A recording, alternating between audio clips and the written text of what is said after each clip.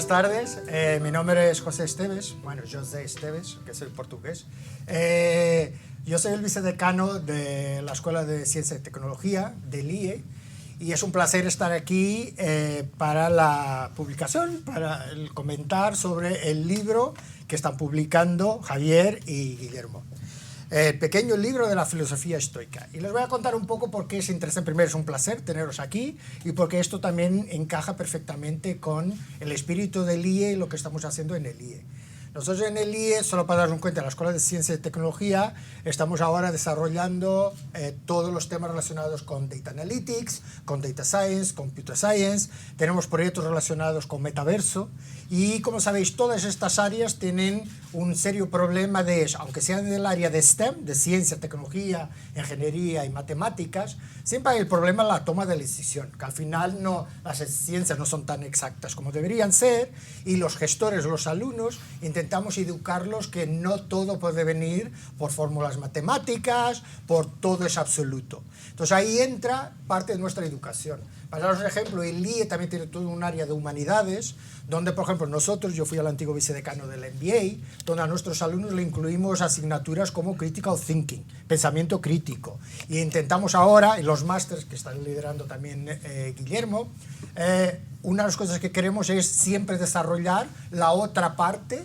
de la inteligencia artificial, del machine learning, del data science y ayudar a que los alumnos comprendan que la toma de decisiones es algo que siempre incluye las dos vertientes. Y entonces a mí me encanta, yo personalmente me gusta mucho la filosofía, para mí es un placer escuchar y ver lo que ellos nos van a comentar de qué va el libro y cómo esto puede apoyar a la toma de decisiones. Bueno, y sin más, ahora os presento a Val Muñoz, que es el fundador y divulgador en Polímatas. Y Val va a ser el que va a coordinar con los dos autores del libro el debate. Gracias. Gracias, José.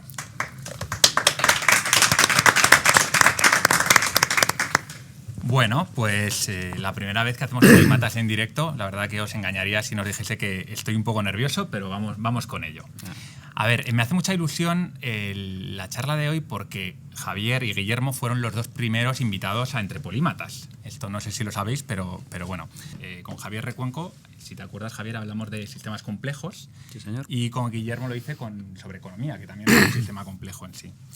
Como diría Javier, nos movemos constantemente en entornos VUCA, que para los que no lo sepáis son entornos volátiles, inciertos, complejos y ambiguos.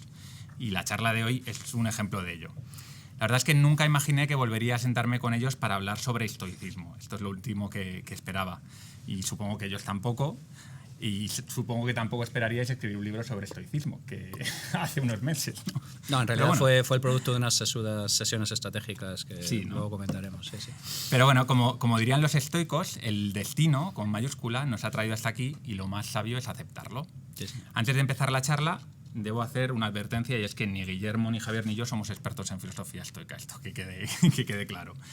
Pero los tres tenemos un largo recorrido como emprendedores, aunque yo me dedico a la divulgación, me he dedicado muchos años a montar empresas y bueno, al final esto tiene mucho que ver, el estoicismo y el emprendimiento tienen mucha relación porque sin ser un estoico es difícil emprender. Eso es cierto. Supongo que también es la razón por la que los tres nos sentimos tan cómodos, ¿no? con esta filosofía. Te noto cómodo. Sí, ¿no? Con la filosofía me siento cómodo. Aquí presentando en directo no tanto. La palabra suelto. Bueno, hoy grabamos en la torre del Instituto de Empresa, así que imagino que habrá mucha gente que vea esta charla o que la escuche, que se sienta atraído por esta filosofía y que al final, bueno, es una filosofía que ensalza los valores que cualquier directivo o emprendedor debería tener o debería aspirar a tener, que son la templanza, la responsabilidad, el autoconocimiento, la búsqueda de la mejora continua, el coraje y la sabiduría. Quizás eso es lo que ha traído el estoicismo a Silicon Valley y que lo ha puesto tan de moda en los últimos años. Así que nada, vamos a empezar a hablar sobre estoicismo con Guillermo de Haro y con Javier Recuenco, que han escrito el libro, el pequeño libro de la filosofía estoica, editado por Alienta. Así que, Javier, Guillermo, la primera pregunta que os quería hacer es que nos contéis un poco qué malentendido hay con la palabra estoico, porque es una palabra que se utiliza muy habitualmente, pero que luego en realidad no tiene tanto que ver con la filosofía original. No sé cuál de los dos queréis empezar. Ir respondiendo según os vaya apareciendo. Como tú veas. Venga, empieza tú. Yo mismo. Vale, perfecto. Siempre el más joven delante. Sí. No, a ver, el problema fundamental que nos hemos encontrado nosotros siempre con el estoicismo es que para ocupar el pequeño hueco que ocupa la cabeza de la gente, alguien estoico generalmente es alguien seco, adusto, distante de la humanidad, está por encima de los aspectos emocionales y todo este tipo de cosas. Y realmente eso es un mito. Eso es una especie como de simplificación interesada, ¿no? Un estoico, nosotros lo decíamos en las entrevistas, un estoico no es el santo Job, ¿no? No es alguien que sufre de manera resignada lo que tenga el destino que arrojarle y tiene una resignación y una paciencia, ¿no? Es alguien que lucha contra las adversidades de la vida, contra todo lo que le lanza la vida, pero al mismo tiempo es consciente de qué cosas están bajo su control y qué cosas no. Y al mismo tiempo es capaz de discernir cuándo puede afectar de una manera específica a las cosas que le ocurren y cuándo sencillamente las tiene que aceptar, las tiene que procesar y las tiene que digerir. Entonces, nosotros hemos discutido mucho a lo largo del libro, discutir intelectualmente, porque Guillermo y yo paradójicamente nos llevamos muy bien, pero el aspecto que más nos rebelábamos contra la narrativa clásica era fundamentalmente este retrato del estoico como una persona sin emoción, ¿vale? Entonces tú lees a Marco Aurelio, tú lees a Séneca, hay un montón de emoción en lo que hablan y hay un montón de coraje, y hay un montón de fuerza, y hay un montón de cosas, ¿no? No son cachos de carne con ojos, no son sociópatas, personas que no tienen empatía, no. Sencillamente son capaces de entender sus sentimientos, procesarlos y de alguna manera actuar para mejorar su entorno. Entonces esa es quizás la mayor... No sé tú si ves alguna otra cosa adicional, pero... Pues hombre, hilando un poco con el tema original de cómo nace el libro, yo siempre le digo a todo el mundo que si alguien lo que quiere hacer es dar un bofetón con la mano abierta a ver cuál es la respuesta, el estoico es Javi. Ay, perfecto. Ese soy yo. De hecho, mi nombre aparece segundo en el libro, es por esto básicamente. Tuvimos que duelo. No, en realidad fue un duelo a pistola y él perdió, pero bueno, eso es otro tema. La cuestión es que efectivamente la definición habla de una persona que acepta la adversidad, cuando en realidad los estoicos también tenían un cierto puntito de acción, de llamada a la acción, de divulgar. Y es curioso que una palabra que viene desde el origen, la estoa, el pórtico donde se reunían, pues ha ido evolucionando con el tiempo hasta esta percepción e incluso definición en algún diccionario. Y comentaba la relación con el nacimiento del libro, porque nosotros efectivamente vamos a hablar con Roger Domingo, el editor de Planeta, que él edita una batería muy grande de colecciones, y con la idea de presentar algo totalmente diferente. Estamos trabajando ahora en un libro de resolución de problemas complejos, de CPS, y parte de ese libro pues era analizar los sesgos en la toma de decisiones. Entonces, en esta colección hay un libro maravilloso que muchos de vosotros probablemente conocéis, que es El pequeño libro negro de las grandes decisiones. Entonces, es un libro que tiene cada 2 páginas tienes un modelo de toma de decisiones y su explicación. Entonces vas pasando de páginas y vas viendo pues, el DAFO, la matriz del Boston Consulting Group, la matriz de Toyota, todo maravilloso. Entonces la idea era, oye Roger, ¿por qué no hacemos el pequeño libro negro de las malas decisiones? Que serían los sesgos de la toma de decisiones en cómo te equivocas. Y Roger dice, bueno, pues la idea me parece buena, pero no sé si va a tener mucho mercado. Lo que tiene un mercado muy, muy, muy grande es el estoicismo, pero no se me ha ocurrido introducirlo en esta colección. ¿Os podría interesar? Entonces, en los 120 milisegundos que tarda una señal eléctrica de ir de mi cerebro a la boca para decir no tengo ni idea de lo que me estás hablando, Javi había dicho, no te preocupes, Roger, se han publicado 40 libros en los últimos 7 años, te digo los ISBNs, esto yo lo domino, los autores, y fue como, bueno, vamos a pensarlo. Y acabamos en esta colección como hemos acabado en Estoicismo para Damis, pero... Exactamente, o en Novela Rosa. Ahora que lo pienso, casi hubiéramos tenido más suerte si hubiéramos terminado ahí, pero bueno. Sí, fue uno de estos momentos de conexión en el que uno dice, no lo digas, ¿no? Y otro dice, sí, lo digo, y aquí hemos terminado. Oye, ¿y por qué pensáis que está tan de moda, sobre todo ahora en Silicon Valley, ¿no? Que hay un nuevo movimiento? Porque el estoicismo tiene como varias olas, la clásica de Grecia, pero que llega hasta estos años en los que se ha puesto muy de moda. ¿Por qué creéis que ahora de repente se pone tan de moda una filosofía que tiene 2.400 años? Porque A mi tesis, básicamente creo que hay grandes colinas y valles, y el estoicismo es una buena filosofía para cuando vienen peludas. Cuando las cosas se complican, las cosas empiezan a tener mucha incertidumbre. Ahora estamos en máximos de incertidumbre histórica, y el estoicismo es una receta eficaz, transversal, que lo mismo sirve a Marco Aurelio, que es un César, que en aquel momento es el epítome del poder en el mundo romano, que Epícteto, ni siquiera es un nombre. Epícteto significa esclavo, o sea, algo que sirve a un procurador como Séneca, o sea, algo completamente transversal que en realidad tiene que ver con cómo te relacionas con el mundo exterior, sobre todo cuando las cosas se ponen complicadas. ¿Vale? Porque en los años 20 no veías tú mucho estoicismo, son tipos más de epicureísmo, son tipos más de otro tipo de cosas. Entonces el estoicismo siempre tiene un cierto resurgir, porque si tú trazas un poco el origen de la mayor parte de las escuelas filosóficas, al final siempre terminas en los clásicos, ¿vale? Incluso en los presocráticos, en algunas cosas. Y el estoicismo ha habido siempre una vuelta cada vez que la humanidad ha pasado, por decir de alguna manera, por algún periodo de cuestionamiento, de reforzamiento, de dureza y de resiliencia, por decir de alguna manera, ¿vale? Entonces yo creo que ahora mismo va un poco con los tiempos y de alguna manera conectado con una idea digamos de alguna manera, poder estar por encima de una situación de máxima incertidumbre, que es algo que nuestro cerebro detesta. Que esto tiene que ver, supongo, también con el tema del entorno, los entornos VUCA, ¿no? Que a ti te gusta mucho hablar sobre ello. Eso es. Es una pregunta que también te la puedo lanzar a ti, pero ¿cómo podemos relacionar el estoicismo con estos entornos volátiles, inciertos? Porque, claro, el mundo se está complejizando cada vez más. Nos faltan herramientas, tanto filosóficas como técnicas, para enfrentarnos a ello. Y bueno, surge estas siglas de VUCA que parece que nos pueden servir para acotar el territorio. ¿Qué relación le ves tú a los VUCA con el estoicismo? Bueno, es clarísima. O sea, VUCA viene del entorno militar. Quiere decir, cuando no tienes ni idea, aquello del fog of war, ¿no? La niebla de la guerra, cuando no tienes ni idea de qué es lo que está ocurriendo, tienes que tomar una serie de decisiones. Y fundamentalmente el estoicismo te ayuda a entender que tienes que domar a tu cerebro. Tu cerebro es un órgano que odia la incertidumbre. Al cerebro le gustan mucho los heurísticos, los procedimientos almacenados, las cosas que ya sabe hacer, el blanco y negro, las decisiones dicotómicas.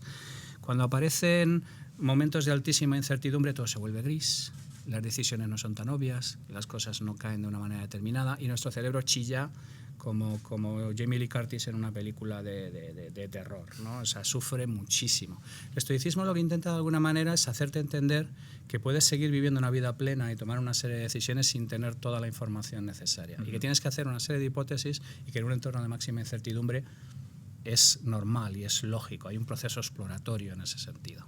Entonces, de alguna manera te permite acceder a soluciones y asumir que no vas a acertar, que puedes trabajar con tu mejor hipótesis, pero que no tienes ninguna garantía de que eso funcione realmente, y aún así poder vivir una vida plena y aún así poder ser una persona mejor, que es a fin de cuentas de lo que trata el estoicismo. Hay una cosa que hacen los estoicos, que es ponerse dificultades aposta, que esto es algo que en nuestros tiempos suena un poco casi como absurdo, cuando lo que buscamos es siempre la máxima comodidad, ¿no? Es optimizar constantemente nuestra vida. ¿Por qué hacen esto, Guillermo? O sea, ¿cuál es el objetivo de ponernos dificultades? Y me gustaría enfocarlo también a un terreno que tú conoces, que es al del emprendimiento, al del emprendedor o del CEO. ¿Qué sentido puede tener para un alto directivo, para un emprendedor, darse, por ejemplo, una ducha fría o provocarse algunas incomodidades aposta como hacían los antiguos estoicos? Bueno, el tema de la ducha fría no tengo datos para hablar de ello. Si tú lo dices, estoy convencido de que los CEOs van por ahí. Es una tendencia, esto suele pasar, ¿no? Con respecto al tema de lo que decías del estoicismo, ya lo hice hasta la música popular, ¿no? When the going gets talked, the stoics get going, ¿no? Eso es. Ya decía la canción. Pero yo lo que sí te puedo decir es que una parte importante del libro, porque cuando nosotros empezamos a trabajar, que nuestro primer planteamiento es que vamos a aportar nosotros dos en una temática en la que no somos expertos, no estamos metidos en harina, ¿no? Y una de las cosas que descubrimos es que estábamos aplicando muchas de estas cosas ya en nuestro día a día. Y un entorno, dado que estamos donde estamos ahora, y bueno, pues esta ha sido mi casa desde hace 20 años que empecé hacer el MBA el 15 de enero del 2002, porque yo era un ingeniero en telecomunicación que trabajaba en temas técnicos y que entra en el mundo de la consultoría. Todo el mundo tiene algo turbio en su pasado, yo fui consultor. Yo también, ¿eh? Y, Yo también. oh Dios mío, y descubres que necesitas más herramientas, ¿no? Entonces, una vez que entras aquí, lo primero que te asombra es el concepto del método del caso, cuando de repente te tienes que enfrentar a algo que no tiene una solución clara y establecida. Esto no es que yo estaba en una carrera de ingeniería que 2 más 2 era 4 y de repente aquí me estoy pegando con cosas que pueden tener diferentes soluciones. Y ahí empiezas a trabajar con esa incertidumbre, bueno, pues no hay una respuesta correcta, lo que tengo que hacer es elaborar, ver alternativas y bueno, pues a mí esto me encantó, seguí con el tema de la docencia y el doctorado y desde entonces he sido pues profesor adjunto y ahora director académico y bueno, pues al final, ¿qué es lo que enseñamos nosotros a los alumnos? ¿Por qué los emprendedores o los directivos salen adelante? Pues porque son capaces de resolver problemas. Y cuando yo estaba en la escuela de ingenieros, recuerdo que entré el primer día a clase, pues 800 alumnos, ¿ya? El segundo día 80, 8 acaban, es el embudo de los ingenieros. Y pues el profesor entró en el aula y dijo, bueno, pues vosotros vais a ser ingenieros y los ingenieros resolvemos problemas. Y yo levanté la mano y dije, y cuando no los hay, pues los creamos, ¿no? Pues, entonces es un poco la idea esta de los directivos, ¿no? De, bueno, cuando todo está estable, tengo que buscar nuevos retos o problemas antes de que vengan para estar preparado para ellos. Y es un poco lo que hacemos también aquí. Yo siempre les digo a los alumnos que si tengo que conseguir que ellos aprendan a resolver problemas, mi trabajo es crearles problemas y me encanta mi trabajo. Los látigos de 7 colas. Muy bien. ¿Tú pones en marcha algún ejercicio estoico, o aunque sea en plan postureo, o no? No. Yo esto de levantarme a las 5 de la mañana, tomar 17... Pero hay muchos otros rituales estoicos. Los estoicos, para los que no lo sepan, una de las particularidades que tiene la filosofía estoica es que es muy práctica, ¿no? Así como Platón y Aristóteles se dedicaban, pues, sobre todo Platón, a pensar, los estoicos decían, no, está muy bien lo de pensar, pero si no, tengo que actuar. Entonces, bueno, cada uno fue aportando su granito de arena con diferentes técnicas o ejercicios. Dime que pones en práctica alguno, Javier. Yo vivir, tío. Y tener 3 hijas poco, ¿no? y dar 2 másters y estar en 2 empresas. No, a ver, en serio. La idea fundamental de ponerte en peligro o ponerte, digamos, de alguna manera en dificultades tiene que ver con algo muy elemental y que lo entendemos claramente. Si tú te conviertes en un animal de zoo y te llega la comida puntualmente a una hora específica, pues tus posibilidades de sobrevivir cuando sales de ahí y volver de nuevo a la naturaleza, por decir de alguna manera, son muy, muy limitadas. Entonces, uno única y exclusivamente aprende y crece cuando gestiona un problema, cuando es capaz de procesarlo, cuando es capaz de gestionarlo, cuando es capaz de superarlo. Entonces, desde el mismo momento en que tu vida es lo suficientemente colorista, como es el caso, yo no veo a Marco Aurelio poniéndose más problemas de los que ya tenía. Tenía los bárbaros por aquí, los otros por allá, 4 que querían heredar su... O sea, no es necesario. A partir de un cierto nivel de estrés, no es necesario que te añadas cosas, más, ¿no? Efectivamente. Pero si tú eres funcionario de correos, si estás a punto de prejubilarte y tienes una vida un poco más relajada, pues efectivamente no es una mala idea practicar algo que de algún modo... fundamentalmente porque, insisto, todos los procesos de aprendizaje pasan por el dolor, pero no el dolor gratuito, sino el dolor procesado y transformado en cosas que tengan sentido. Entonces, no es un dolor gratuito, ni es un dolor, por decir de alguna manera, como expiación, por ejemplo, como en algunas religiones. No, es un dolor como proceso de crecimiento y un dolor como proceso de aprendizaje. Cualquiera de vosotros que haga ejercicio y haga pesas sabrá que te tienes que romper las fibras para que crezcan y coger volumen. Pues esto es algo muy parecido, el estoicismo es muy parecido, es romperte las fibras internas para volver a crecer y coger volumen, por decirlo de alguna manera. Oye, Guillermo, ¿tú piensas que a falta de la religión, ¿no?, que poco a poco va perdiendo peso, sobre todo en las sociedades más occidentales, ricas, las filosofías como la estoica vienen un poco a sustituir ese hueco a los jóvenes que igual no tienen una estructura, ¿no?, una filosofía de vida, que muchas veces igual no le ven cierto sentido a la vida? Bueno, al final La religión lo que intentaba hacer, quizá más desde la parte emocional, pero también con una cierta componente racional, era dar explicaciones a cosas que no tenían explicación. Entonces, preguntarse el por qué funcionaban las cosas, por qué había un trueno. Entonces, los mismos griegos pues también lo atribuyeron a los dioses y llegaron los estoicos y dijeron, bueno, vale, pero vamos a ver si hay algo más. Vamos a plantearnos qué más cosas podemos encontrar. Entonces, religiones modernas también han aparecido, aunque no se les llaman con ese nombre. Eso es. Pero lo que sí es cierto es que pues, en estos movimientos cíclicos del estoicismo, que ojo, empieza con los griegos, pero cuando hablamos de Marco Aurelio de Séneca estamos ya hablando de romanos, ¿no? Esto es como lo de Boris Johnson y Mary Beard, para quien no lo haya visto en YouTube. Entonces, el estoicismo, siendo tan fácil y tan práctico, ¿no? Pues preguntabas antes de herramientas para ¿qué hacéis para practicar el estoicismo? Bueno, pues yo trabajar con Javi, por ejemplo, ¿no? Eso curte, ¿eh? Cosas que no puedes controlar, la negatividad positiva, memento mori cualquier día. Eso es. Entonces, todo este tipo de cosas son muy fáciles de aplicar y además en una sociedad... me da miedo decir esto. En una sociedad TikTok, en una sociedad de consumo de contenidos muy rápido, una sociedad Mr. Wonderful, pues las frases de los filósofos entran muy bien.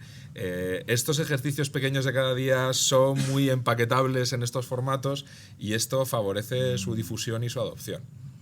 Fíjate, no lo había planteado así, pero... Además hay una especie de narrativa heroica ahí, como de lucha contra la adversidad, que es muy narrativamente apetecible, muy espartana, muy en tiempos de donde el sacrificio heroico está muy, muy perdido y vamos a hacer el idiota a los museos tirando tomates a los... O sea, digamos que de alguna manera el acto heroico, el sacrificio, todo este tipo de cosas se ha ido perdiendo. Está en las antípodas de lo que es ahora nuestra sociedad. Exactamente. Entonces, digamos que de alguna manera hay una narrativa de volver a una especie de mundo como más rudo, menos blando, por decir de algún modo, ¿vale? Sin necesidad de que sea particularmente hostil, pero sí, digamos, de alguna manera más... donde tú ejerces más control sobre el mundo y eres capaz de gestionar la rudeza con la que te trata el mundo. Un momento que aprovecho para confirmar una vez más que la portada no tiene nada que ver con el famoso meme que danza por internet. Correcto. Porque nos lo han dicho varias veces. ¿Hay un meme con ese aspecto? Hay un meme muy parecido a este aspecto y no, esto fue parte del equipo de Roger, Carola específicamente, gracias Carola, Eso es. que gran parte del éxito del libro es el formato, la portada y... La paciencia. Sí. Oye, Guillermo, bueno, tanto Séneca como Marco Aurelio era emperador, Séneca era Pretor era además Pretor, miembro de la, efectivamente, de la República. Todos, por lo menos, lo que nos llega a nuestros días es que fueron un gran ejemplo, ¿no? En su momento. Sin embargo, cuando miramos un poco a la política, lo que nos damos cuenta es que estamos faltos de esos ejemplos. ¿Tendrían que los políticos empezar a estudiar un poco estoicismo o cómo lo ves tú? Se toca un tema ahí delicado. ¿Quieres que te lo coja yo? Porque como te cancelen a ti va a ser un poco más... Es que como os veo contenidos... Había una frase muy buena, creo que era de Bernard Shaw, de George Bernard Shaw, que decía que los políticos y los pañales había que cambiarlos cada cierto tiempo. Y por la misma razón. ¿Hay algún político en la sala? No. Bien, podemos hablar. Entonces, efectivamente, igual que se suele decir en el mundo empresarial que la primera generación la crea la empresa, la segunda la hace crecer y con la tercera desaparece, igual que vemos estos ciclos en la evolución a largo plazo de países y de otras instituciones, pues hemos entrado en una época política que por una parte es vivificante, porque después de muchos años leyendo y preguntándote cómo pudo ocurrir lo que ocurrió hace tantos años, cómo pudo la gente tomar estas decisiones tan locas y tan... Es imposible, es que hay que ser... Bueno, pues ahora estamos siendo. Estamos siendo y estamos viendo por qué se está siendo, porque es una vez más esta idea de que la historia se repite hasta cierto punto, pues la tenemos enfrente. Y vendrá una corriente de políticos de este estilo cuando llegue el momento que tomarán las riendas y que serán valorados por esta nueva generación para cambiar el paso como ha pasado otras veces. O sea, que creéis que el estoicismo tiene el potencial de influir en la sociedad y no solo en un grupo de frikis en Silicon Valley. A ver, vamos a ver. Nosotros hablamos mucho, hemos hablado muchas veces, hemos discutido sobre este asunto, que uno de los principales problemas que tiene la política actual es la pérdida del hombre de Estado. La pérdida de esa persona que es capaz de someter su propia agenda personal a la agenda del sitio que dice representar, ¿vale? Si tú te lees las meditaciones de Marco Aurelio, son las meditaciones de un hombre que tiene prácticamente el poder absoluto para poder ejercerlo con sabiduría y que pide de alguna manera consejo para hacer este tipo de cosas. Yo quiero pensar que efectivamente aquello del ciclo de los tiempos débiles traen gente complicada, y todo este ciclo terminará repitiéndose de alguna manera. Pero personalmente creo que el estoicismo fundamentalmente ha llegado a una especie de pequeño nicho de cultura popular, todavía no es particularmente popular, ¿vale? El hecho de que alguien como nosotros haya llegado a él ya indica que está empezando a permear un poco más allá de los guetos donde ha estado hasta ahora, pero desde luego sí necesitaríamos una dosis de... Tenemos una serie de excesos hedonistas que purgar. Efectivamente, yo pienso igual. ¿Y creéis que necesitamos aceptar el sufrimiento y la dureza de la vida, incluso la muerte, que es lo que plantean los estoicos, ¿no? Es como cada día, cuando te levantas, uno de los ejercicios estoicos es pensar en que vas a morir, ¿no? Y eso de alguna manera te motiva para vivir la vida al máximo. ¿Creéis que esto es necesario para poder vivir una vida plena? Bueno, a ver, las herramientas para automotivarse son muy variadas, ¿no? Aquí depende también de cada uno. Aquí en el público se ríen, pero esto es una práctica estoica que mucha gente... O sea, hay momentos en la vida, por ejemplo, a mis hijos yo creo que el memento mori todavía no se los voy a contar. Vamos a esperar, todavía tienen abuelos y tal, ¿no? Entonces... parece un poco fuerte. Mascotas. Todavía, ¿no? Me parece poco práctico. No creo que vaya a surtir el efecto deseado. Yo soy muy pragmático con muchas cosas y en este caso no creo que vaya a funcionar, ¿no? Pero vamos, estoy contigo, ¿no? Como se suele decir, hay tres cosas inevitables en la vida: la muerte, Thanos y los impuestos, ¿no? Entonces, Y el fraude publicitario. Además, está Javi como con su tema ahora. Sí, sí, después de 10 años, por fin Facebook se ha pegado el leñazo. Solo llevo 10... Dejadme gozar un poco, por favor. Solo llevo 10 años con la gente diciéndome, estás mal de la cabeza, te drogas. Digo, Lleva 10 años estoicamente. Exactamente. Algún día tenía que pasar. Exacto. La cuestión... Por puro método Monte Carlo. Por puro. La cuestión es que, efectivamente, ¿no? Una de las bases del estoicismo es que tú planteas, mira, yo en esta vida hay cosas que puedo controlar y cosas que no puedo controlar. La famosa oración aquella de Señor, dame fuerza, conocimiento y sabiduría para saber qué puedo controlar, qué no, y distinguirlo. Pues esto sí que es importante en cualquier directivo, en cualquier emprendedor y en cualquier persona en su día a día, porque si no, no solamente pierdes el control de tu vida, sino que vas a sufrir, y vas a sufrir por cosas pues que no hay nada que puedas hacer. Yo utilizo mucho ejemplos, y algunos los poníamos en el libro, y utilizo el ejemplo del póker, ¿no?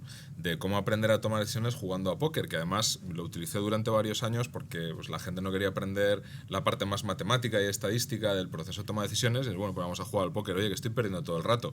Bueno, pues si quieres yo te explico, pero es que aquí sin saber unos cuantos números esto no va a dar. Pero claro, al final tú en una partida de póker tienes pues, varios factores. Primero, hay otros agentes a los que no puedes controlar, aunque puedes intentar influir. Segundo, no tienes toda la información, es información incompleta. Y luego pues hay unas normas del juego. Entonces, ¿qué es lo primero que aprende un jugador de póker? Pues lo primero que aprende es que es imposible ganar siempre. Vas a perder. Es un juego que está diseñado para que en el largo plazo tú lo que puedes hacer es aprender y vas incorporando conocimiento para reducir el número de veces que pierdes, o cuando pierdes poco y cuando ganas mucho. Pero para hacer ese proceso tienes que seguir un aprendizaje, y un aprendizaje que implica autocontrol y, lo primero de todo, aceptar que vas a perder. Y si cada vez que pierdes esto te influye, vas a ser peor jugador de póker. Entonces, ¿qué es lo que hacían los estoicos con este tipo de herramientas como la negatividad? Pues empieza por la mañana pensando en una persona con la que discutes todos los días y que te hace sentir mal, y cómo la afrontarás y cómo hacer para que eso te vaya bien y tal. Pues bueno, yo no puedo controlar las cosas que me pasan, pero puedo intentar trabajar para que no me afecten, o para que una vez que me han afectado yo me comporte de manera que esto no me suponga pues un problema. Y eso no se trata de no sentir, que es lo que piensan algunos, de no sentir ninguna emoción, sino de sentirla, pero gestionarla lo mejor posible, ¿no? Claro, aquí el problema que también es que, pues lo que decíamos antes, la cultura pop, los estereotipos, los arquetipos favorecen el definir un modelo muy fácil de difundir y propagar, y entonces te quedas con este y es el que todo el mundo repite, ¿no? Cuando te viene alguien y dice, pues no has escrito un libro sobre estoicismo, tú eres estoico, porque yo soy estoico. Y, eso es. Bueno, pues dentro de poco tendremos niveles de estoicismo como los Pokémon, ¿no? Y Habrá cinturón amarillo de estoicismo. cinturones y tal, en función de lo que haces, de lo que no haces. Y al final tampoco era el planteamiento de ellos, no era una filosofía en la que tú fueras a alcanzar un cierto nivel, o era, no, mira, vamos a trabajar para intentar entender y desarrollar herramientas que nos ayuden a tomar decisiones bien, y sobre todo pues a discutir, a argumentar, ¿no? Una de esas cosas que, por ejemplo, también está siendo un problema a día de hoy en el debate y en muchos sitios, ¿no? Ellos, pues cuando se basan primero en Aristóteles, que hace la taxonomía, pues la idea de las taxonomías es tener claramente una definición, y cuando nosotros decimos que algo es una silla, estamos hablando todos de lo mismo, no está hablando cada uno de una cosa diferente. Y luego llegaba Sócrates y decía, bueno, pues yo te estoy preguntando ¿y por qué? ¿Y por qué? ¿Y por qué? ¿Para qué? Para poner un buen contexto y tener claro todos de qué estamos hablando y eliminar aquello que no conocemos. Y luego llegaba Platón y te decía, bueno, pero separa lo que tú tienes claro de lo que no, porque una cosa es la realidad, otra cosa es tu perspectiva y hay otras realidades. Con estas tres herramientas se empieza a desarrollar toda la argumentación. Entonces, ¿qué llegan los estoicos? Llegan y dicen, vale, pero esto no es suficiente, tenemos que desarrollar más. Por una parte, la ética, es decir, el comportamiento de la gente. Por otra parte, la lógica, es decir, las normas que rigen lo que hacen las personas y las decisiones que tomamos. Y luego entender la naturaleza, que son esas normas que hay ahí fuera que no controlamos, pero que tenemos que conocer. Juntas las tres cosas en una coctelera y a ver cómo de manera práctica me puedo poner yo a aplicar esto en mi día a día para tomar buenas decisiones, ser feliz y ser una buena persona. Entonces, ellos mismos dicen que es una tarea titánica, pero son capaces de desglosarla en eso, en acciones muy pequeñas y muy sencillas que eran muy fáciles de implementar. Pigliucci tiene un libro maravilloso que es 52 semanas. Cada semana haces una cosa y te doy un cuadrito para que lo sigas, para que lo rellenes y tal. Pero es sobre todo para introducir costumbre. Claro, No digamos como receta, porque las cosas son obvias, sino digamos de alguna manera como los marcos modernos de modificación de comportamiento, como el de B.J. Fogg en Stanford y cosas por el estilo. Es decir, oye, una sistemática, un rigor, una manera de aplicar las cosas, etcétera, etcétera. Claro, porque lo que buscan ellos es que implementes hábitos en tu día a día. Sí, mira, Guillermo hablaba del póker, ¿vale?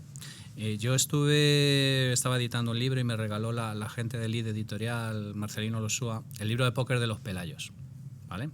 Y yo esperaba, hostia, aquí voy a recibir la información sagrada que ha traído Prometeo debajo del sobaco de Zeus sobre cómo ganar al póker, y era una hoja de cálculo gigantesca con probabilidades de cada una de las jugadas y cuándo tirar y cuándo no. Una de las cosas que aprendes, aparte de que vas a perder, es a tirar las cartas.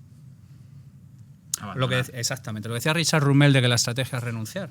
Pero eso es un fundamental. emprendedor, por ejemplo, un chaval que está en el IE y que quiere montar una empresa, claro, cuando tú le dices que hay un 10% de probabilidades de que su empresa funcione, le estás tirando un poco para abajo. No, es terrible, te vienen con los ojos así kawaii, enormes, diciendo voy a con las series A me voy a comprar el Lambo. ¿Pero tú crees que es bueno ir con esta perspectiva antes de emprender? No, a ver, un emprendedor por puro sesgo es un optimista. O sea, una persona pragmática no emprende. O sea, así de sencillo. O sea, ni se mete en venture capital, ni hace por el estilo. No, un emprendedor de manera natural es optimista. Pero yo personalmente creo que ponerles encima de la mesa una serie de hechos, la gente... El estoicismo lo que te ayuda es a procesar y a salir mejor persona de ese proceso. O sea, otra cosa es ser el aguafiestas o una persona que introduce innecesariamente negatividad dentro de un contexto. Pero gestionar probabilidades y saber exactamente cuál es tu hueco y qué es lo que tiene que hacer. Todo el trabajo de Kahneman y Tversky, que hemos hablado muchísimo, tiene que ver con esto, con gestión de sesgos, con todo lo que nuestro cerebro, lo mal que asignamos y evaluamos el riesgo. Un estoico lo que intenta es, de alguna manera, verse influenciado lo menos posible por todas las trampas que hay en el camino a la hora de evaluar una decisión específica. Entonces, lo único que hace es ayudarte a coger distancia y a ser objetivo sobre las cosas que haces, pero no introducir negatividad adicional, ni autocastigo, ni autoflagelación, ni nada por el estilo. Es saber, como lo que estábamos hablando, que parte del juego es entender que vas a perder y tirar muchísimas veces las cartas. Tener un colchón como para poder hacerlo. Sí, bueno. Tampoco mandar el mensaje a los chavales de que lo vuelquen todo ahí y de que lo inviertan todo ahí porque... Por ejemplo, eso es realista. O sea, quiero decir... tú no tienes ningún problema ni estás perjudicando a nadie que esté haciendo un emprendimiento diciéndole que tenga un plan B o que tenga un side track o que tenga alguna otra cosa adicional. No, tú lo que estás introduciendo de alguna manera es un poco de porque claro, ¿cuál es el problema con la línea de pensamiento positivo que hay? Que lo que te hace es dejar de ser objetivo con respecto a la realidad. Y tú empiezas con Platón y terminas, pues eso, tomando el LSD y volando por encima pegado al techo, o sea, perdiendo por completo el contacto con la realidad. Entonces, un estoico lo que no va a hacer nunca es negar la realidad. No es positivo, no es negativo, es objetivo, o intenta ser objetivo, ¿vale? Y parece que ser objetivo es algo sencillo. No, ser objetivo es lo más complicado del mundo. Estamos rodeados de sesgos, rodeados de un montón de cosas que nos influencian y que alteran nuestra decisión, y ser objetivo es un trabajo titánico al que te tienes que dedicar todos los días. Y aún así fracasas constantemente. Y eso lo comparte el Complex Problem Solving, el pensamiento crítico. Hay un montón de cosas que lo que intentan es de alguna manera objetivar lo que te está pasando y cómo lo puedes gestionar. Ya para ir terminando, chicos, que Cintia me ha dicho que me manejen los tiempos. ¿Vamos bien de tiempo, Cintia? ¿Vamos bien? Bueno, vamos a ir cerrando para que luego también podáis preguntar los demás. Una pregunta que yo creo que es muy pertinente en estos casos, ¿no? Que es, ¿hasta qué punto le compráis el pescado, como le gusta decir a Recuenco, a los estoicos? Es decir... La matriz del pescado es suya. Esto... No, pero tú bueno, ya luego eres... vuelvo a él, Guillermo. Tú ya eres segundo Dan, Guillermo. Lo que quiero decir es que normalmente cuando un autor escribe un libro sobre un tema, generalmente es muy fácil enamorarse de ello. Y yo creo que hay que mantener un espíritu crítico aunque escribas un libro sobre estoicismo. Véase Ryan Holiday, por ejemplo. Habrá alguna cosa que no le compréis. Yo desde luego tengo algunas críticas para el estoicismo. No sé cómo lo ves tú, Guillermo. A ver, críticas se pueden hacer muchas. Lo primero, lo que estaba comentando ahora Javier, si tú miras, o lo que decíamos antes del Memento Mori, bueno, no todo este tipo de herramientas valen para todo el mundo o no son fáciles de aplicar en todos los momentos de tu vida. Yo tengo ahora, este fin de semana, llega un adolescente de 15 años a mi casa de vacaciones y vamos, voy a necesitar dosis ultra de estoicismo y no sé ni si por esas. A ver, tú lo llamas estoicismo, pero sabemos que es analgésicos. Entonces, bueno, pues como todas las herramientas, ¿no? Yo aquí siempre, no sé si lo comenté por no repetirme mucho en tu podcast, me parece que no se habla más que de lo mismo, pero siempre suelo hablar de una famosa película de Hong Kong que no he sido capaz de encontrar y que nadie ha visto nunca, de Kung Fu, que trata de pues lo típico, un maestro que fallece por el villano y una... Spoiler alert, ¿vale? Y hay una pareja de aprendices que pues el maestro les ha enseñado 10 técnicas, cada una con un animal. Y hay una undécima técnica que es la técnica absolutamente imbatible, la infalible con la que tienen que acabar con el villano. Y lo único que saben es cambiar. Y llegan y dicen, bueno, pues será la serpiente cambia de piel. Bueno, pues será el mono, porque el mono cambia mucho. Y no son capaces. Y en mitad del fragor de la última batalla y en el clímax, punto de inflexión, de repente dicen, oye, ¿y si en vez de utilizar las 10 técnicas que hemos aprendido una detrás de otra, las vamos bailando? Ya está, nada más. Entonces, esto es lo mismo. El estoicismo tiene una serie de herramientas que pueden ser buenas. La viste en la Filmoteca, ¿no? En una sesión de estas de madrugada. Mi madre nos trae películas del videoclub. Entonces, pues tú tienes una serie de herramientas y hay herramientas que van a ser buenas o tú estás más motivado para aplicarlas en un momento de tu vida, en determinadas situaciones, y hay otras que no. Entonces hay una perspectiva contingente. El asumir que el estoicismo es bueno en todo momento y para todo el mundo es una mala idea. Eso es. Y de hecho pues puede hacer que mucha gente se eche para atrás. Luego, no tenemos que olvidar de dónde nacen todos estos movimientos en su momento. El estoicismo nace como una reacción al epicureísmo, hedonismo. Eso es. ¿Vale? Pues esto es lo típico del domingo a la mañana que te despiertas de resaca después de haber salido a muerte y se acabó. Nunca no vuelvas, vuelvas, ¿no? No vuelvo. Y te vuelve el estoicismo hasta el viernes siguiente, que vuelves a salir. Claro, pero para una persona que se acerca al estoicismo y que no lo conoce, es muy difícil discernir qué prácticas le van a él o cuáles no le van, ¿no? Yo creo que eso es complicado, ¿eh? Sí, pero en ese sentido es una disciplina muy científica. Curiosamente, hace 2000 y pico años era muy de ensayo y error, muy de causa-efecto, muy de prueba. Entonces, esas mismas herramientas que ellos utilizan son las que se pueden aplicar después para ver qué partes del estoicismo o qué herramientas te pueden ser útiles a ti o no, en qué momento. Y sobre todo, no te acerques al estoicismo buscando recetas. O sea, es más bien entender la filosofía, comprender el tema, sumergirte dentro de ello y luego, digamos, intentar actuar de manera coherente con esto. O sea, no hay un... ¿Sabes? aquí tienes estos 5 puntos para ser un estoico a balda leche. No es así. Es entender cuál es el planteamiento y a partir de ahí intentar derivarlo en tus situaciones del día a día. No pretende tampoco ofrecer recetas precocinadas, por decir de alguna manera, sino es una aproximación filosófica, que era lo que eran en aquellos momentos. Aparte, sí, una cosa que es graciosa, que yo puedo comentar mucho, ¿no? Pues aquí hay algo que yo creo que prácticamente todos los que estamos en la sala lo hemos oído, lo hemos comentado alguna vez. Objetivos SMART. Año 1981, publicación, sencillos, medibles, no sé qué. Es que los objetivos, la estrategia, la clave son los objetivos. Y luego pues lees a Séneca, el que no sabe a qué puerto va, no sabe si un viento le es favorable. Eso es. Y dice, leches, este que tío luego ya lo está recicla dando en clase de Alicia en el País de estrategia. las Maravillas. Esto lo pasa recicla en mucho un con montón la de sitios. psicología. Muchos principios de la psicología están basados en el estoicismo. Ellos sin saberlo. Kahneman y Tversky es, vamos, la base. Ya lo habían dicho todo. Ya lo habían dicho prácticamente todos los estoicos. Bueno, el tema de la teoría de información de Shannon, que lo Eso comentábamos es, efectivamente también. lo comentábamos también. Todo el desarrollo. Shannon lo aprende en una clase de lógica, que es que antes de la lógica se encargaban los filósofos.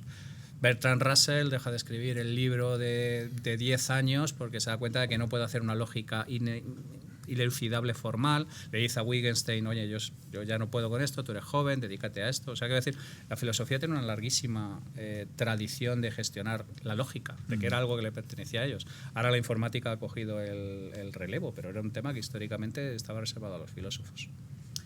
Bueno, pues por mi parte, las preguntas que os quería hacer, así que va a venir ahora José Estevez, que es el vicedecano del Instituto de Empresa, para moderar un poco las preguntas que tengáis, ¿vale? Sí, ¿Pones aquí? Que buscaba una roja para diferenciarme. Muy bien, haces bien. Intégrate. Me integro. Bueno, muchas gracias. Yo me ha encantado la charla que habéis tenido.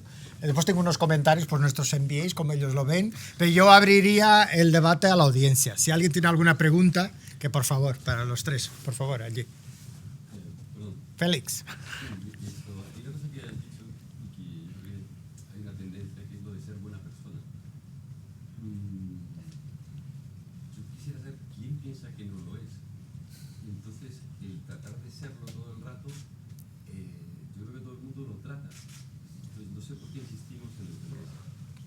Vale, lo voy a repetir para que la gente lo oiga por el micro. Básicamente la pregunta es que si hay alguien que piense que no es buena persona, que por qué insistimos en ese asunto. Nueva pregunta, ¿eh? Bien, la culpa es de Pokémon. Yo vuelvo a Siempre. lo mío. Bueno, en primer lugar, quiero agradecerle la pregunta a Félix Valdivieso, que también es gran autor y que tiene un libro que acaba de salir maravilloso y otro de grafitis espectacular y muy creativo. Es una muy buena pregunta porque cuando vemos los dibujos animados de niños, y hablo de Pokémon por el Team Rocket, porque si no conocéis el Team Rocket deberíais conocer la canción del Team Rocket. Correcto. Y tantos otros dibujos animados donde la gente, los villanos amaban el mal. Eso ¿no? es. Y si Dominar eras- el mundo. Efectivamente, nuestro malvado plan para dominar el mundo. Hay un autor maravilloso que es Pablo Malo, que creo que lo has tenido también. Tiene un libro que es Los principios de la moralidad, y yo con Pablo descubrí Becoming Evil. Becoming Evil es un libro que habla de los grandes genocidios de la historia. Fueron provocados por gente que creía que estaba haciendo el bien. Eso es. Y de hecho, como ellos estaban convencidos de que lo que ellos hacían era el bien absoluto, cualquier cosa que hicieran estaba bien para alcanzar El bien absoluto. ese objetivo, ¿no? Entonces, en este caso, es cierto, quizá la manera más correcta de decir lo que planteaban los estoicos era el vivir una buena vida. Eso es. Una vida ejemplar. Una vida ejemplar. Y dentro de esa vivir una buena vida de acuerdo con la naturaleza, si yo estaba de acuerdo con la naturaleza, con las leyes y demás, pues tenía que tener justicia, y esto pues tenía que redundar en ser una mejor persona poco a poco. Y evidentemente, como hablábamos con los ciclos, pues esto con el tiempo se acabó pervirtiendo y la gente utilizó ese no, es que yo soy el bueno y ahora tienes que hacer lo que digo yo. Y otro ciclo más y hasta otros 100 o 200 años que vuelve a aparecer el estoicismo. Con lo que efectivamente hay que tener mucho cuidado con...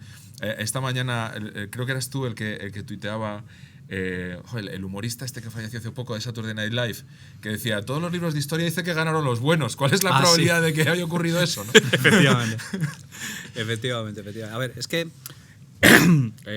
como dice Guillermo, la historia se escribe a posteriori y la escriben siempre los vencedores. Y es muy interesante darte cuenta de que el estoicismo no tiene juicios morales. O sea, no entra en una cosa como buenos o malos. Entran cosas como ser ejemplar y entran cosas en como ser de alguna manera, dejar una marca a lo largo de tu vida, ¿no? Tiene que ver un poco con la trascendencia, este tipo de cosas. Entonces, no hay una, y volvemos efectivamente a Pablo Malo, ¿no? No hay un juicio moral efectivo en el estoico, desde un punto de vista de decir, hay una arquitectura moral que es la que queremos empujar y hay otra que es la mala y complicada. No. Él hablaba de que tú te juzgaras constantemente si lo que tú estabas haciendo estaba de acuerdo con lo que ellos llamaban la ley natural o la naturaleza, y si tú te sentías, digamos, de alguna manera que estabas contribuyendo a dejar un mundo mejor que el que habías encontrado.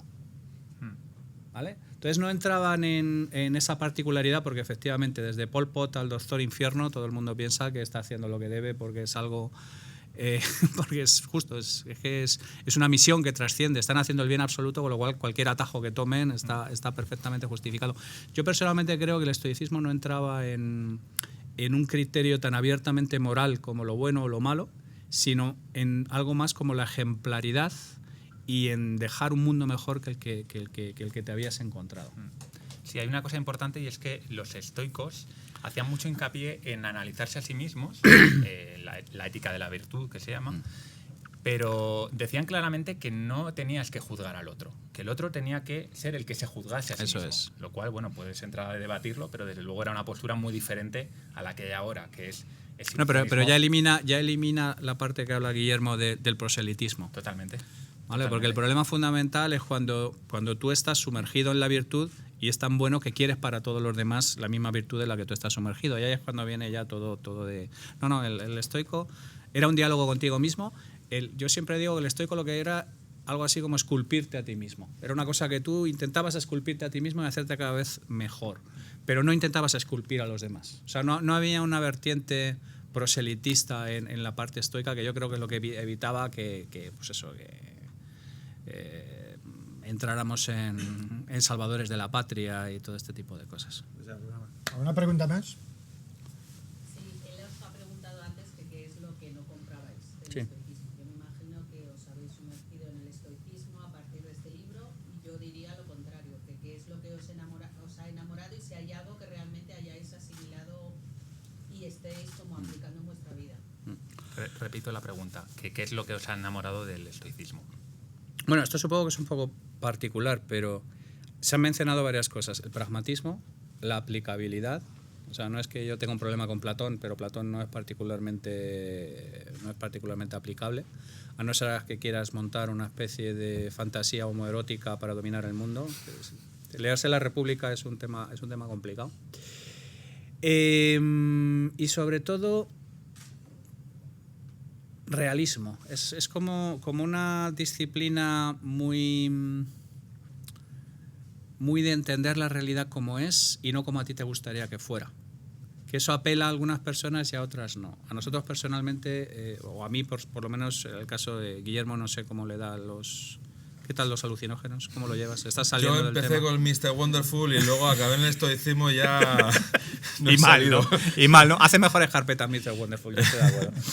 Pero a mí es eso, realismo, pragmatismo y sobre todo que de alguna manera te ayuda a ser mejor, te ayuda a esculpirte a ti mismo, ¿vale? Entonces, eso es una combinación que me parece bastante atractiva, a título particular. A mí lo que me enamoró cuando empezamos a trabajar en el libro era descubrir cuántas cosas que esta gente contaba hace 2000 y pico años nosotros estábamos haciendo a día de hoy.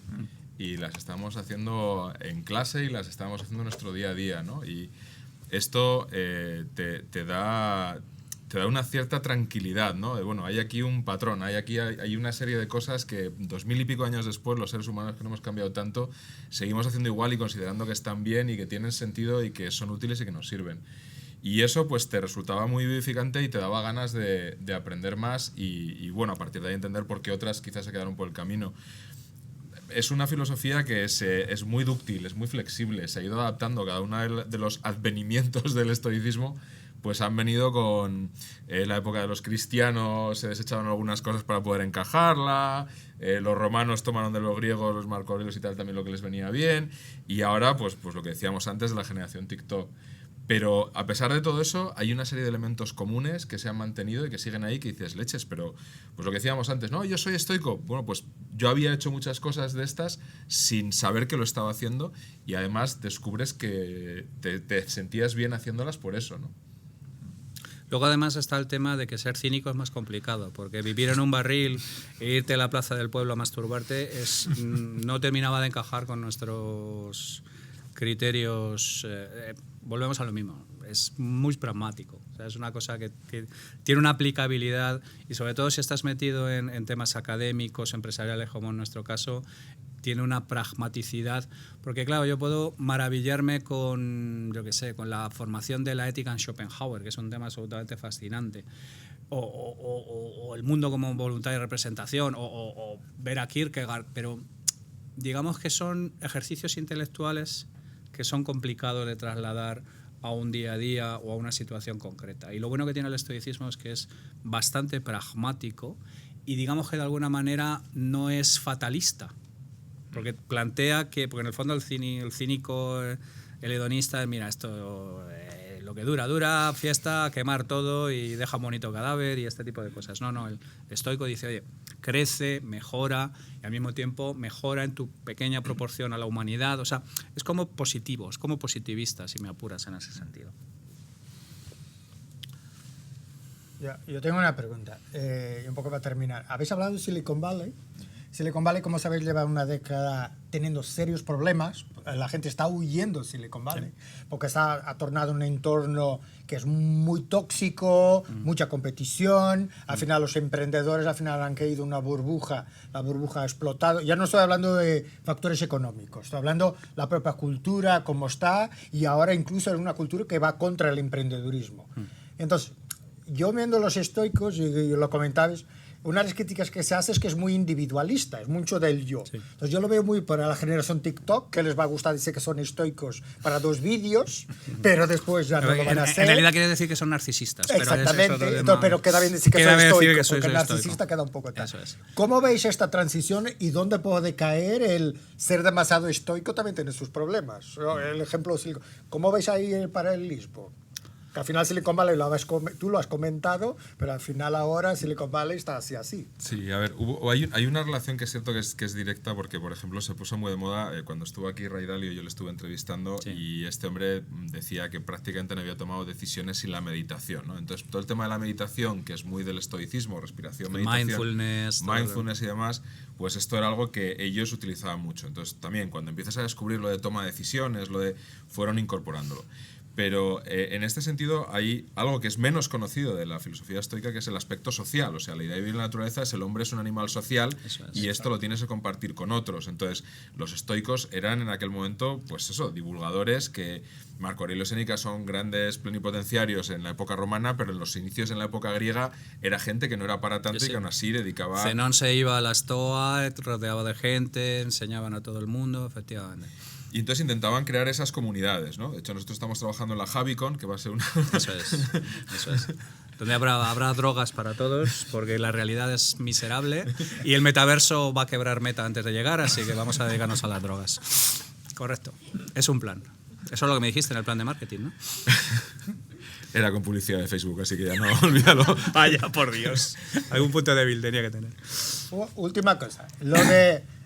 Hablando de vuestro discurso, yo lo veo muy asociado a la sostenibilidad, que ahora también hay todo un enfoque que ahora tenemos que sentirnos culpables porque no somos sostenibles, hay que montar los hábitos y tal. Esto es muy de estoicos, ¿no? Ahora el discurso de sostenibilidad. A ver, la ducha fría. Sí, en la ducha sí, fría. pero voy a conectar con algo que decía antes Guillermo, ¿no? Que la gente ignora conscientemente el aspecto social del estoicismo, ¿vale? Y, por ejemplo, el filósofo más malentendido de todos los tiempos es Nietzsche, ¿vale? O sea, si Hitler usó a Nietzsche para justificarse con el superhombre, bueno, Hitler no había leído ni las contratapas de los libros de Nietzsche. Pues con el estoicismo pasa igual, o sea, toda la parte de ODS, vivir la naturaleza, decían los estoicos. O sea, ¿de qué estamos hablando? Claro, respetar el entorno natural, todo este tipo de cosas. Pero lo hemos convertido como todo, es que todo se pervierte, todo se llega a una especie de simplificación, todo se llega a una especie de arquetipo moralista, cuando además los estoicos eran precisamente completamente antimoralistas con este tipo de cosas, y lo que ocurre es que, conectando un poco con lo que decía antes Guillermo, es que el camino al infierno está asfaltado de buenas intenciones. Entonces hay un montón de cosas que son correctas, bien enfocadas, que terminan convirtiéndose en virtue signaling, en un montón de cosas que están completamente llevadas de fuera. Entonces el estoicismo estaría perfectamente alineado con la lucha y con los ODS y con todo este tipo de cosas, pero el estoicismo no va a ir nunca a leerte la cartilla de no te has comprado un vehículo eléctrico que no puedes mantener y que no te puedes permitir y que no puedes hacer, y no separa en buenos y malos, y no hace... O sea, el problema es que cogemos muchas veces una idea, no la entendemos, rascamos un par de cosas superficiales y derivan en cosas terribles. Y Nietzsche, yo creo que se levantaría de la tumba y se le daría puñetazos porque lo han usado para justificar las cosas más atroces, y es que no te has leído a Nietzsche, tío. Pues con el estoicismo pasa un poco lo mismo. Nosotros tenemos la sensación de que un montón de gente que se aprovecha y te dicen eso, que son estoicos, cinturón amarillo naranja, y claro, les preguntas, ¿y tú qué te has leído, compañero, del asunto? Y si han caído las meditaciones, ya vamos bien, ¿vale? Pero normalmente es un libro de Ryan Holiday, o han ido al Daily Stoic, o han ido a algo por el estilo. No. Pigliucci no han leído, McClanahan no han leído. O sea, no se han metido realmente. Nosotros cuando escribimos esto decimos, oye, mira, alguien que quiera tener un primer contacto de alguien que son legos, que no tienen ningún interés en el asunto, ¿qué libro nos hubiera gustado? Y es el que terminamos haciendo. Porque el estoicismo es muchas cosas, pero hay muchas cosas que se le atribuyen al estoicismo que no son necesariamente estoicas.